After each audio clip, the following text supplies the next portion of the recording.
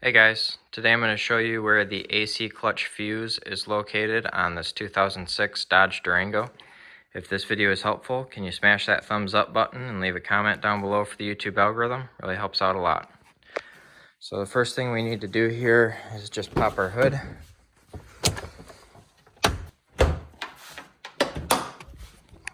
So we're going to come over to this fuse box right here, squeeze these two tabs right here and lift. And then you'll see there's a diagram on the back side of here, and that's going to tell you that this 15 amp fuse right here is your AC clutch fuse. So it's 15 amp fuse. This is the fuse that we're looking for that runs our AC compressor clutch right there. So I hope you found this video helpful. If you did, smash that thumbs up button, leave a comment down below for the YouTube algorithm. Thank you for watching and have a good one.